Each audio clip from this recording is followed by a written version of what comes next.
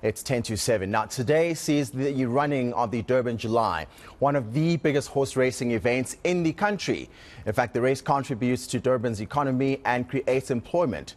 This is leading to call from some in the horse racing sector for further investment to stimulate job creation. Now, to discuss this further, we're joined by Fundi Sithebe from 4 Racing. A very good morning to you, Fundi. Let's talk about the economic driver that the Durban July is.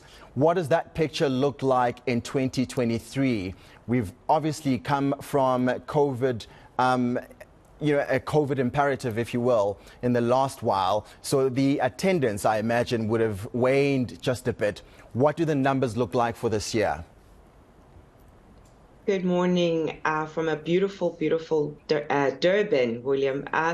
This year, I think, like you say, the last couple of years have been marred with all the restrictions linked to COVID. So this is the real full year of the Hollywood Bets Durban July, which is in fact not only South Africa's premier race, but probably the biggest race and premier race in Africa. So quite significant in terms of viewership, quite significant in terms of on-course attendance. We anticipate that this year being, the full kind of on-course experience, probably around 40 to 50,000 people will be in attendance. And that's quite significant, not only for the industry, being the horse racing industry that, hasn't seen these large-scale events for a couple of years, but also for Durban. We know that Durban is very much orientated towards tourism.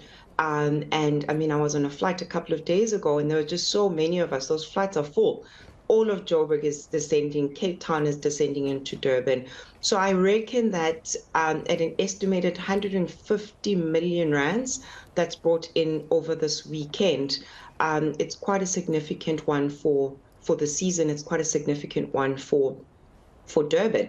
But I also say for the industry, the horse racing industry, because you really have our world-class trainers that, come and, show their trade here. You've got your world-class jockeys, the owners that are coming through, and of course the grooms that make sure that, the horses are taken care of. And without the punter who puts a bet on the sport, then there's no show. So it really is such a multi-level value proposition. And today is the culmination of all of that. Thank you for those figures, Fundi. I appreciate it, because if we're talking about 150 million rand in as far as contribution from horse racing into the economy, I imagine some of that does find its way to the local community. We know the race track itself is in Greyville, but there are surrounding areas whom I imagine do benefit throughout the weekend, not only the 3 days that the race takes place, but I imagine 2 weeks before the event, maybe in some instances even a month ahead. Indeed. I always say fundamentally, we also don't exist as racetracks in isolation. We exist within communities that are around us, that work, etc., that, are part of our own ecosystem. So Gold Circle, being the operator in Durban, led by Michelle Nyrek, does this. So you would have seen that there's probably like pre-launch events, and they really, really ensure that, they empower the local communities, the local businesses into bringing the world-class product that is.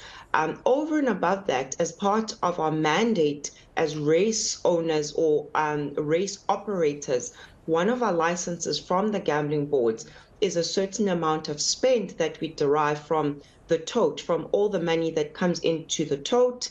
A certain percentage is required for us to spend on community development, CSI, etc.